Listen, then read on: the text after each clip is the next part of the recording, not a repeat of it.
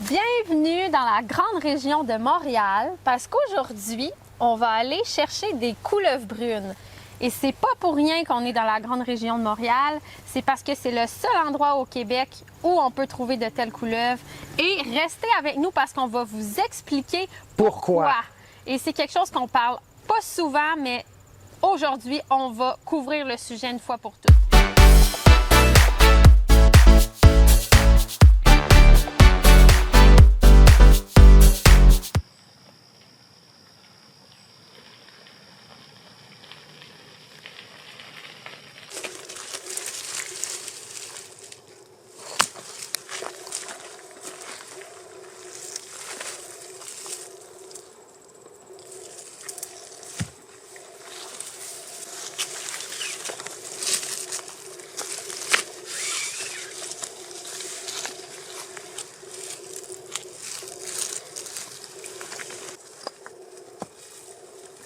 Chercher, parfois plus longtemps qu'on pense.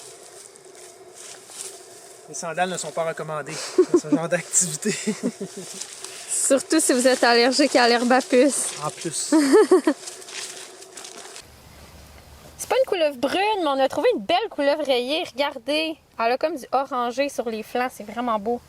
Elle est en train de traverser le sentier, la petite coquine.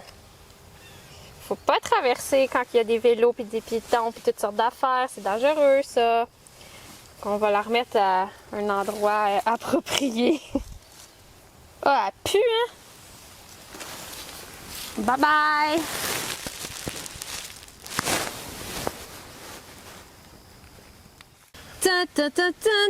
Oh! Après une demi-heure de recherche.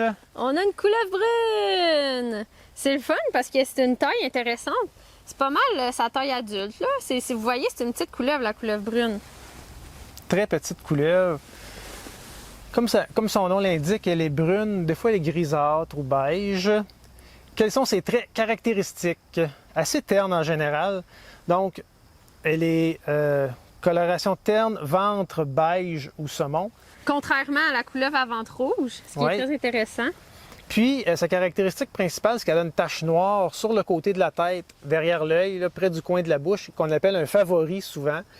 Et sur le dos, il y a deux rangées de points noirs, entre lesquels souvent il y a une ligne qui est plus pâle. Des fois, ces deux points sont reliés, ceux de gauche avec ceux de droite, pour former comme des barreaux d'échelle. Et c'est très variable. Et c'est pas mal les caractéristiques principales. Le dessus de la tête est plus foncé aussi que le reste. Oui. La couleuvre brune va se nourrir principalement de vers de terre, de limaces et même d'escargots où elle va réussir à aller chercher là, à l'intérieur de la coquille la partie molle de l'animal pour pouvoir le manger. Puis comme toutes les couleuvres, quand elle a peur ou quand on la prend, souvent, elle va libérer une petite odeur, un mélange de caca et de glande anale qui sent pas très bon. Donc on va la libérer. En 1874 et en 1875, l'abbé Léon Provencher publie des notes sur les amphibiens et les reptiles du Québec. Les premières notes détaillées dans lesquelles il mentionne toutes les espèces de couleuvres. Toutes? Non. Non, parce que l'abbé Léon Provencher, malgré le travail colossal qu'il a fait, il y a deux espèces de couleuvres qui n'étaient pas sur sa liste. Il y a la couleuvre mince. C'est très normal parce que la couleuvre mince, rappelez-vous, son aire de répartition est très petit, est en Outaouais. Et Jean-François a découvert cette espèce de couleuvre au Québec en 2003. Elle ressemble aussi à la couleuvre rayée, comme deux gouttes d'eau. Elle ressemble beaucoup à la couleuvre rayée, donc. Ça s'explique. L'autre espèce? Deuxième espèce de couleuvre que l'abbé Léon Provencher n'a pas décrite, c'est la couleuvre brune. Et là, c'est ça qui est étrange, parce que la couleuvre brune, dans son aire de répartition, est facile à trouver, est quand même assez abondante, et on s'entend que le Grand Montréal, c'est une région qui est assez peuplée. Donc, pourquoi personne ne l'a aperçu avant 1927, première mention à Montréal? C'est vraiment bizarre. Ce qui est curieux, c'est que la couleuvre brune est recensée pour la première fois au Québec en 1927, à Montréal, tandis que dès 1875, toutes les autres espèces étaient recensées. Pourtant, comme Myriam l'a dit, c'est une espèce qui n'est pas difficile à trouver quand on est à Montréal. Il y a beaucoup de monde à Montréal. Possiblement que la couleuvre brune, comme c'est une couleuvre qui s'adapte très bien des habitats perturbés, habitats rocheux, on la retrouve souvent là, proche des villes, dans son aire de répartition aux États-Unis, même en Ontario. C'est une espèce qui est commune là-bas.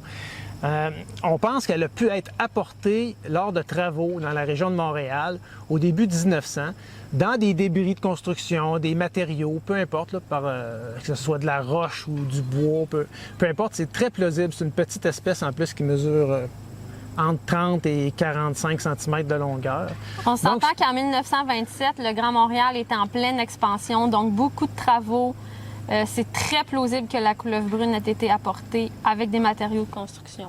Et depuis ce temps, évidemment, le nombre de mentions ne fait qu'augmenter d'année en année. C'est sûr que là, il y a peut-être un biais parce qu'il y a plus d'observateurs, plus de gens intéressés aussi, plus de gens qui la connaissent. Mais son aire de répartition a quand même augmenté. Son aire de répartition connue, donc ça englobe Montréal, Laval, l'Île-Perrot, graduellement Salaberry, Valleyfield, ces régions-là, la rive nord aussi, au nord de Laval. C'est une aire en fait, son aire de répartition connue est en extension. Évidemment, on ne dit pas que c'est ce qui est arrivé, que c'est ce qui est vrai. C'est une hypothèse fort valable. Il faudrait avoir plus de travaux à ce niveau-là, peut-être même de la génétique pour répondre à ce genre de questions. N'hésitez pas à nous dire dans les commentaires qu'est-ce que vous en pensez. Et surtout, que la couleuvre brune soit introduite ou pas, n'oubliez pas que ça change absolument rien au fait que c'est au Québec, c'est une espèce avec un statut particulier. Il n'y en a pas beaucoup, elle est quand même assez rare. Donc, elle mérite d'être protégée. Oui, c'est important de protéger autant les habitats que la couleuvre brune.